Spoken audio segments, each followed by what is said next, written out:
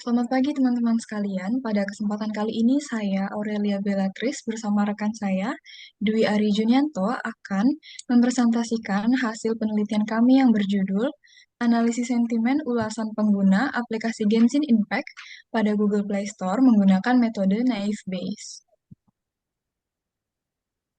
Oke. Yang akan kami bahas pada kesempatan kali ini ialah latar belakang, rumusan masalah, metodologi yang digunakan dalam penelitian, demo, dan juga kesimpulannya. Untuk latar belakang sendiri, Genshin Impact sebagai salah satu game mobile paling fenomenal secara global telah mengumpulkan jutaan ulasan di Google Play Store. Volume umpan balik yang masif ini merupakan sumber data yang sangat berharga. Namun di sisi lain menciptakan tantangan bagi pengembang untuk menganalisis dan memahami sentimen umum pengguna secara manual dan efisien. Oleh karena itu, penelitian ini mengusulkan penerapan analisis sentimen menggunakan metode naive Bayes untuk mengklasifikasikan ulasan tersebut secara otomatis ke dalam kategori positif, negatif, dan juga netral. Untuk rumusan masalahnya, kami merumuskan 3 masalah, yaitu yang pertama, bagaimana implementasi naive Bayes untuk ulasan Genshin Impact. Yang kedua, apa sentimen dominan dari pengguna. Dan yang ketiga, berapa tingkat performa atau akurasi dari model. Untuk metodologi penelitiannya sendiri, kami bagi menjadi 7 tahap. Yang pertama itu pengumpulan data berupa scraping ulasan dari Google Play Store. Kebetulan kami dapat datanya ini via Kaggle. Lalu yang kedua itu pelabelan data. Eh, Proses labeling dilakukan secara manual, yaitu mencakup 3 aspek, positif, negatif, dan juga netral. Yang ketiga ada pre-processing data, digunakan untuk membersihkan dan mempersiapkan teks. Yang keempat pembagian data, 80% digunakan untuk data latih, kemudian 20%-nya lagi digunakan sebagai data uji. Yang kelima ada pemodelan, yaitu melatih model menggunakan algoritma naive Bayes. Kemudian yang keenam adalah evaluasi model dengan menguji model menggunakan confusion matrix.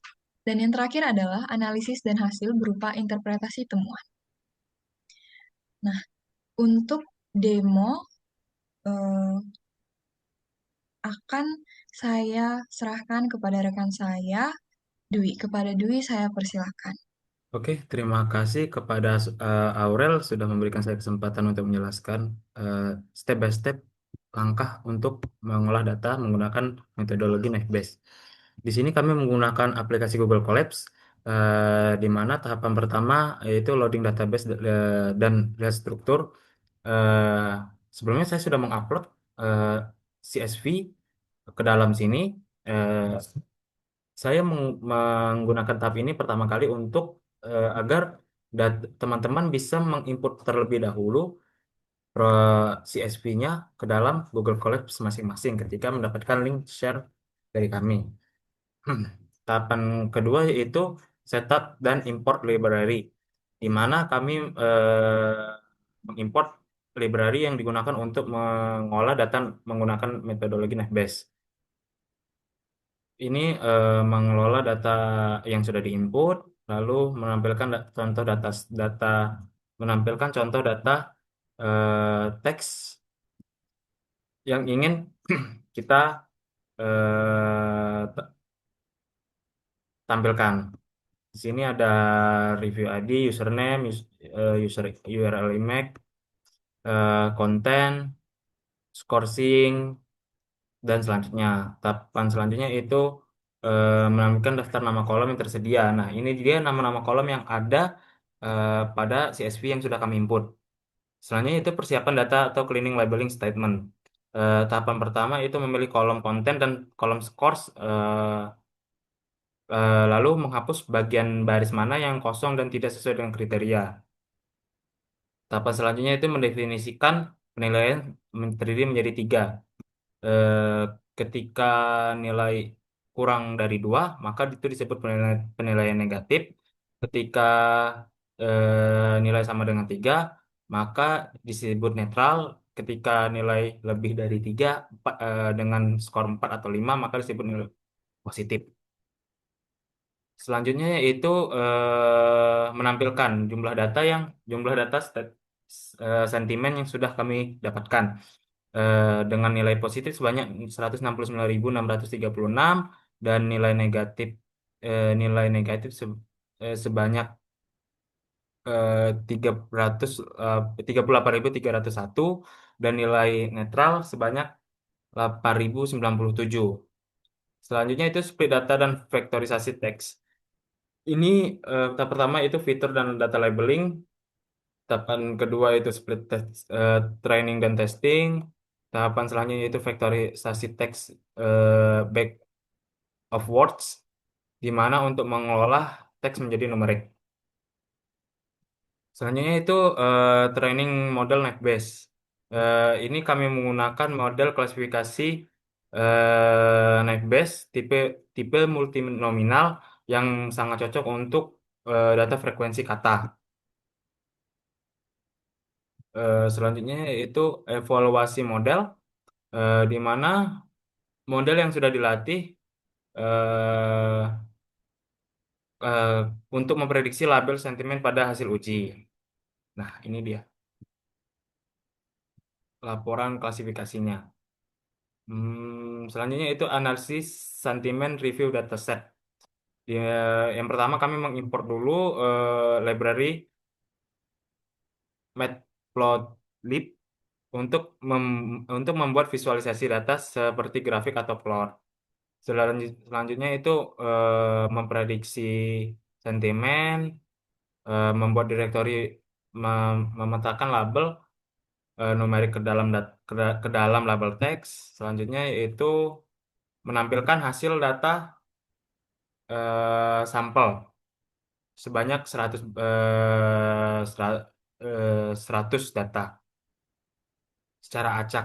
Nah, di sini kita bisa dapat melihat contoh komentarnya itu gila positifnya. Nah, itu kami memprediksinya sebagai nilai positif. Di sini juga ada nilai negatif di mana kebanyakan makan ruang game nggak kekompres ini eh, sebuah komentar negatif. Selanjutnya itu menghitung presentasi distribusi sentimen berdasarkan label hasil prediksi. Selanjutnya itu menampilkan hasil data yang sudah diproses sebelumnya. Nah, sehingga ini teman-teman bisa lihat ini dalam bentuk secara spesifik dalam persentase ya. Berarti ini 82,2%. Nah, dapat teman-teman lihat ketika kita menge- meng- memuat mengekspor suatu data melalui eh, chart. Di sini dapat teman-teman lihat eh, hasil dari berdasarkan penelitian ini yang telah kami lakukan, kami memperoleh bahwasanya model klasifikasi Nextbase berhasil mengelola data ulasan berbahasa Indonesia dari penggunaan aplikasi Genshin Impact dengan cukup baik, di mana proses penelitian ini mencakup pengumpulan data melalui menggunakan aplikasi Google Play Store yang kami kumpulkan melalui Kaggle seperti yang Aurel bilang sebelumnya. Lalu kami bagi menjadi tiga klasifikasi di mana ada positif, negatif, dan netral. Serta processing data sebelum dilakukan penelitian model, kemudian uji menggunakan confusion matrix dan mengevaluasi performanya. Hasil pembahasan ini menunjukkan bahwasannya bagaimana sih sentimen dominan yang ditemukan, apa sih hasil dari sentimen dominan yang ditemukan dari penelitian ini, yaitu adalah positif, di mana sebesar 82,22% pengguna menyatakan aplikasi ini berdampak positif. Model ini mencapai nilai yang cukup baik dalam klasifikasinya. Eh, mo- me- ini membuktikan bahwasanya metode Nextbase mampu menjadi solusi yang efisien dalam mengelola dan memahami opini pengguna dalam skala besar secara otomatis. Dapat disimpulkan bahwasanya pendekatan ini efektif dalam membantu pengembangan memperoleh insight dan dari feedback pengguna yang berguna untuk mengembangkan perbaikan aplikasi agar lebih baik ke depannya. Selanjutnya, Saya kembalikan lagi kepada moderator, Aurel. Terima kasih. Baik, terima kasih Dwi atas demo dan juga penjelasan terkait kesimpulannya. Nah, teman-teman sekalian, ini adalah sumber referensi dan juga dataset yang kami gunakan dalam penelitian ini. Nah, sumber referensi di depan ini dia menunjang penelitian kami, terutama di bagian tinjauan pustakanya. Baik, sumber referensi ini juga menjadi akhir dari presentasi kami pada kesempatan kali ini. Maka dari itu, kami mohon maaf apabila ada kekurangan dalam penyampaian presentasi ini. Sekian yang dapat kami sampaikan, kurang lebihnya mohon maaf. Terima kasih dan selamat pagi. Selamat pagi.